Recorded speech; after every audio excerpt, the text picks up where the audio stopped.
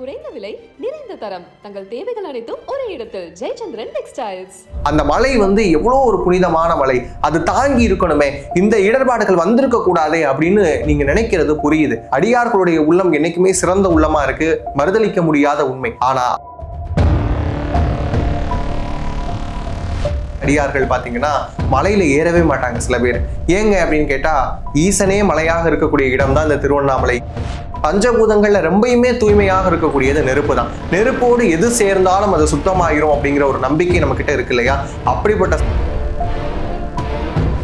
நாயன்மார்கள் எல்லாம் போற்றிய திருத்தலம் திருவண்ணாமலை. நினைத்தாலே முக்தி அருளக்கூடிய அந்த திருத்தலத்துல இப்படி ஒரு சம்பவம் நடந்திருக்கேன்.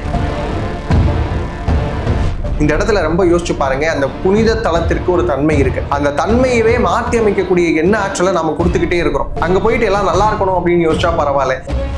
இல்லக விளக்கது இருள் கெடுப்பது, சொல்லக விளக்கது சோதி உள்ளது, பல்லக விளக்கது பலரும் காண்பது, நல் அக விளக்கது நம சிவாயவேன்னு சொன்னாங்க. மனிதனுடைய அகத்தில் இருக்கக்கூடிய உண்மையான விளக்குங்கிறது தான்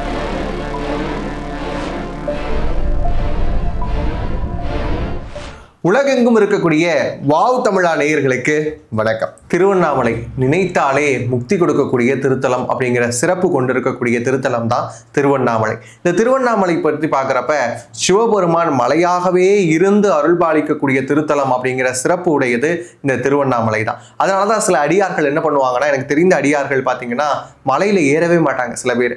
ஏங்க அப்படின்னு கேட்டா, ஈசனே மலையாக இருக்கக்கூடிய இடம் தான் இந்த திருவண்ணாமலை, இங்கே எப்படி நாங்கள் ஏறுறது அப்படின்னு கேட்கக்கூடிய மெய்யடியார்களையும் நான் பார்த்துருக்கிறேன். அப்படிப்பட்ட ரொம்ப புனிதமான திருத்தலம் பார்த்தீங்கன்னா திருவண்ணாமலை. இந்த திருவண்ணாமலைக்கு ரொம்ப பெரிய சிறப்பு என்னன்னா, இது பஞ்சபூத தலங்கள்ல நெருப்புக்குரிய தலமாக இருக்கிறது தான் திருவண்ணாமலை. பொதுவாக பாருங்களேன், நெருப்புக்கு என்ன தன்மை அப்படின்னு கேட்டீங்கன்னா, நம்முடைய எல்லா விஷயத்திலையுமே ரொம்ப தூய்மையானது நெருப்பு. பஞ்சபூதங்கள்ல ரொம்பயுமே தூய்மையாக இருக்கக்கூடியது நெருப்பு தான். நெருப்போடு எது சேர்ந்தாலும் அது சுத்தமாயிரும் அப்படிங்கிற ஒரு நம்பிக்கை நம்ம கிட்ட இருக்கு இல்லையா?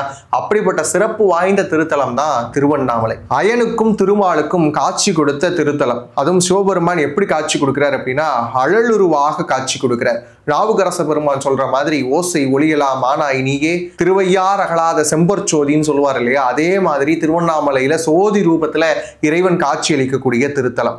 அழலுருவாக நின்ற நாயகன் அப்படின்னு சொல்லிட்டு நாயன்மார்கள் எல்லாம் போற்றிய திருத்தலம் திருவண்ணாமலை. நினைத்தாலே முக்தி அருளக்கூடிய அந்த திருத்தலத்துல இப்படி ஒரு சம்பவம் நடந்திருக்கேன். இந்த நிலச்சரிவுகள் நடந்திருக்கேன்.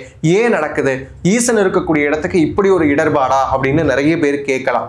ஏன் அப்படின்னு கேட்டீங்கன்னா, எல்லா இடங்களுக்குமே பொதுவாக பார்த்தீங்கன்னா ஒரு தன்மை இருக்கும். அங்கே அடியார்களுக்கு அருள் புரியக்கூடிய அண்ணாமலையன் இருந்தாலும் கூட இயற்கை அப்படிங்கிற ஒரு விஷயம் இருக்கு இல்லையா? அந்த இயற்கை அப்படிங்கிற தன்மை எப்படி இருக்குன்னா, மனிதர்களுடைய சுயநலத்திற்கு ஒரு சின்ன விடை காணக்கூடிய முயற்சி தான் இது அப்படின்னு நினைக்கிறேன். என்ன அப்படின்னு பாருங்க, மனிதனுடைய சுயநலத்தால் நிறைய இடங்களை ஆக்கிரமிக்கிறான். அப்படி ஆக்கிரமிக்கக்கூடிய நேரத்தில் இந்த இடர்பாடுகள் எல்லாம் நடக்கிறது அப்படிங்கிறது இயற்கை. இந்த இடத்துல ஏகப்பட்ட உயிரிழப்புகள் நடந்திருக்கு, வருந்தத்தக்க வேண்டிய ஒரு விஷயம். அதுவும் பரணி தீபம் இப்போ வரக்கூடிய சமயத்தில், கார்த்திகை தீபத்திற்கு முதல் நாளாக இருக்கக்கூடிய பரணி தீபம் ஏற்றக்கூடிய திருவிழா திருவண்ணாமலையில் ரொம்ப சிறப்பாக நடக்கும். இறைவன் அழலுருவாக காட்சி அடித்தது அன்றைய நாளில் தான் அப்படின்னு சொல்லிட்டு பரணி தீபத்திற்கான வேலைகள் எல்லாம் தொடங்கி இருப்பாங்க இந்நேரத்தில். அப்படிப்பட்ட ஒரு சூழல்ல இந்த திருத்தலத்தில் இப்படியான ஒரு விஷயம் நடந்திருக்கிறது ரொம்ப வேதனையாக இருக்கக்கூடிய ஒரு விஷயம். ஏன்னா பரணி தீபம் அப்படிங்கிறது ரொம்ப முக்கியமான தீபமா பார்க்கப்படுது. இன்னும் சொல்லணும்னா யம தீபம் அப்படின்னே சொல்லுவாங்க. யம தீபம் அப்படிங்கிறது என்ன அப்படின்னு கேட்டீங்கன்னா, நம்மளுடைய முன்னோர்களுக்கெல்லாம் வெளிச்சப்பாதை கொடுக்கக்கூடிய திருநாளாகவும் அந்த யம தீபத்தையும் பரணி தீபத்தையும் பார்க்கிறோம். அப்படிப்பட்ட சூழல்ல இப்படி ஒரு விஷயம் அந்த திருத்தலத்தில் நடந்திருக்கிறது அப்படிங்கிறப்ப ஏகப்பட்ட காரணங்கள் சொல்லலாம். நாம ஆரோட வழிமுறையிலையும் நிறைய காரணங்கள் சொல்ல வேண்டியது இருக்கு. அப்படி பார்த்தாலும் கூட நான் இன்னமும் சொல்றேன், இந்த மாதிரியான திருத்தலங்களுக்கெல்லாம் கொஞ்சம் நம்ம மெனக்கிட வேண்டிய அவசியம் இருக்கு. ஒவ்வொரு திருத்தலங்களுக்கும் ஒரு தன்மை இருக்குங்க. அந்த இடத்துக்கு அங்க போறப்ப மனிதர்களுடைய எல்லா தன்மையும் அங்க போகுது. மனிதனுடைய எல்லா எண்ணங்களும் ஒன்றிணையக்கூடிய திருத்தலமா இருக்கக்கூடிய நேரத்துல மனிதனுடைய எண்ணங்கள் தூய்மையா இருக்கணும். எந்த ஒரு திருத்தலம் போனாலும் நான் நல்லா இருக்கணும்னு வேண்டதை தவிர்த்து மற்ற எல்லா விஷயங்களையும் நம்ம வேண்ட ஆரம்பிக்கிறோம். நான் நல்லா இருக்கணுங்கிறதையே எப்படி வேண்டுறோம் அப்படின்னா ஆசைகளால வேண்ட ஆரம்பிக்கிறோம். இந்த இடத்துல ரொம்ப யோசிச்சு பாருங்க, அந்த புனித தலத்திற்கு ஒரு தன்மை இருக்கு. அந்த தன்மையவே மாற்றி அமைக்கக்கூடிய என்ன ஆற்றலை நம்ம கொடுத்துக்கிட்டே இருக்கிறோம் நிறைய இடங்கள்ல. அங்க போயிட்டு எல்லாம் நல்லா இருக்கணும் அப்படின்னு யோசிச்சா பரவாயில்ல. சில நேரங்களில் எல்லா மனிதர்களும் ஒரே மாதிரி யோசிக்கிறது இல்லை. இன்னைக்கு பாருங்க, பௌர்ணமி நாள்ல திருச்செந்தூர்ல அவ்வளோ கூட்டம் இருக்கு. இல்லையா? எல்லாரும் என்ன நினைச்சு போறாங்க, ஏதாவது ஒரு வாழ்க்கையில மாற்றம் வந்துராதான்னு நினைச்சு போறது ஒரு கூட்டம். இன்னொரு பக்கம் பாத்தீங்கன்னா அங்க போயிட்டும் கூட சில நேரங்கள்ல சில வேதனையான விஷயங்களை சம்பவங்கள் நடக்க ஆரம்பிக்குது. இந்த மாதிரியான சம்பவங்கள்லாம் பாக்குறப்ப அந்த புனித தலத்திற்கான தன்மை மாறுதோ அப்படிங்கிற அவசியம் இருக்கு. இந்த இதை யோசிக்க வேண்டிய கட்டாயத்துல இருக்கிறோம். இந்த நிலச்சரிவு குறித்து பாக்குறப்ப திருவண்ணாமலையில் இப்படி ஒரு நிலச்சரிவா, அந்த மலை எவ்வளவு ஒரு புனிதமான மலை, அது தாங்கி இருக்கணுமே, இந்த இடர்பாடுகள் வந்திருக்க கூடாதே அப்படின்னு நீங்க நினைக்கிறது புரியுது. அடியார்களுடைய உள்ளம் என்னைக்குமே சிறந்த உள்ளமா இருக்கு, மறுதளிக்க முடியாத உண்மை. ஆனா அதையும் கடந்து இயற்கை தன்னுடைய விளையாட்டு ஆரம்பிச்சிருக்கு. அதுவும் முக்கியமான திருத்தலத்துல இருந்து ஆரம்பிச்சிருக்குன்னா இது முக்கியமா எல்லாருடைய கவனத்தையும் ஈர்க்கக்கூடிய ஒரு விஷயமா இருக்கு. திருவண்ணாமலையில் இப்படி ஒரு சம்பவம் எல்லாரும் பேச ஆரம்பிக்கிறோமோ இல்லையா, இது எதற்காக இப்படி நடக்குது அப்படின்னு கேட்டீங்கன்னா, திருவண்ணாமலை மாதிரியான முக்கிய திருத்தலத்தில் இது நடக்கும்போது எல்லாருடைய கவனமும் அங்கு கூடுது. அது மட்டும் இல்ல, இயற்கையில் இப்படியான சம்பவங்கள் நடக்கும் போது மட்டும்தான் மனிதன் விழிப்படைய தொடங்குறான். இப்போ வயநாட்டில் நடந்த சம்பவத்தை நம்ம பார்த்திருப்போம். அதுக்கப்புறம் நம்ம என்ன செய்யணும் அப்படின்னு கேட்டா, இயற்கையை பராமரிக்கணும். பொதுவா திருக்கோயில்களை பராமரிக்க ஆரம்பிக்கணும். திருக்கோயில்களில் இருக்கக்கூடிய யானைகளை பராமரிக்க ஆரம்பிக்கணும். அங்க இருக்கக்கூடிய ஜீவராசிகளை பராமரிக்க ஆரம்பிக்கணும்.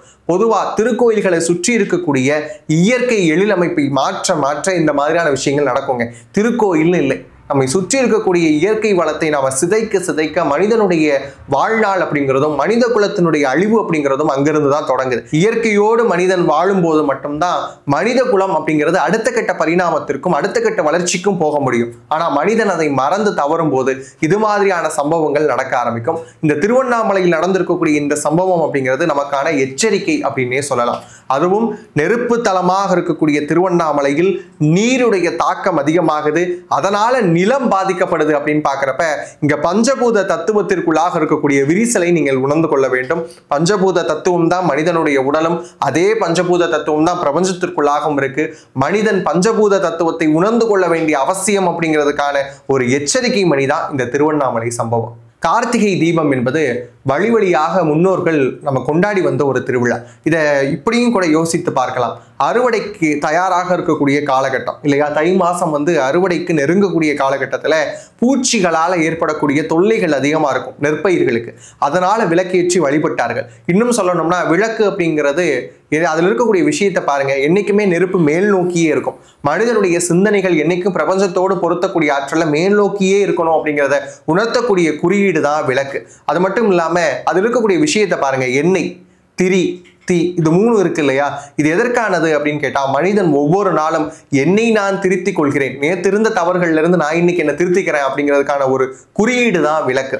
அதனாலதான் அந்த ஒளி என்னைக்குமே மேல் நோக்கி இருக்கு. அதனாலதான் சொன்னாங்க, இல்லக விளக்கது இருள் கெடுப்பது, சொல்லக விளக்கது சோதி உள்ளது, பல்லக விளக்கது பலரும் காண்பது, நல் அக விளக்கது நமசிவாயவேன்னு சொன்னாங்க. மனிதனுடைய அகத்தில் இருக்கக்கூடிய உண்மையான விளக்குங்கிறது தான் பரம்பொருள். அந்த பரம்பொருளை தான் இந்த பிரபஞ்சத்திற்குள்ளாக நாம் தேடிக்கொண்டே இருக்கிறோம். அப்படிப்பட்ட சிறப்பு வாய்ந்தது தான் விளக்கிடுதல். இந்த விளக்கிடுதல் திருவிழா தான் கார்த்திகை. இந்த திருக்கார்த்திகை அன்னைக்கு எல்லாருடைய வீடுகளிலையும் விளக்கேற்றி வழிபடுதல் அப்படிங்கிறது நம்முடைய மரபாகவே இருக்கு. அப்படி இருக்கக்கூடிய நேரத்தில் இந்த இயற்கை சம்பவங்கள் அங்கே நடந்திருக்கு, இயற்கை சீற்றங்கள் நடந்திருக்கு. இதன் காரணமாக அங்கே வேற ஏதாவது மாற்றங்கள் நடக்குமா அப்படின்னு கேட்டா, அங்க இருக்கக்கூடிய மக்களுடைய மனநிலையும் நம்ம யோசிச்சு பார்க்கணும். ஏன்னா வழிபாடு அப்படிங்கிறது மக்களை ஒருங்கிணைக்கக்கூடிய வழிபாட்டு முறை தான். இப்ப மனிதர்கள் எல்லாருமே கொஞ்சம் சோர்ந்து இருக்கக்கூடிய தன்மையா தான் இருக்கும். திருக்கார்த்திகை நாள் ரொம்ப நெருங்கி இருக்கக்கூடிய சமயத்துல அதை எப்படி எடுத்து பண்ணுவாங்க அப்படிங்கிறது தெரியல. ஏன்னா திருக்கோயிலுடைய மரபிற்காகவாவது சில விஷயங்களை செய்வாங்க. ஆனா இப்படியான துயர சம்பவங்கள் நடந்திருக்கிறதுனால மனிதர்கள் குறித்தும் அங்க யோசிக்கக்கூடிய சூழல் இருக்கு.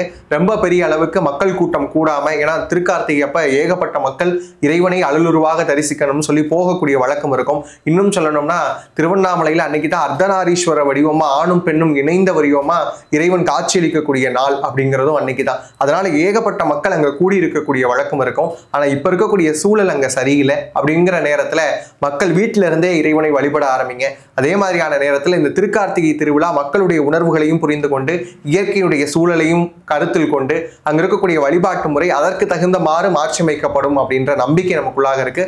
அரசும் அதற்கு ஏற்ற வழிமுறைகளை செய்து கொடுத்தால் இன்னும் நலமாக இருக்கும்.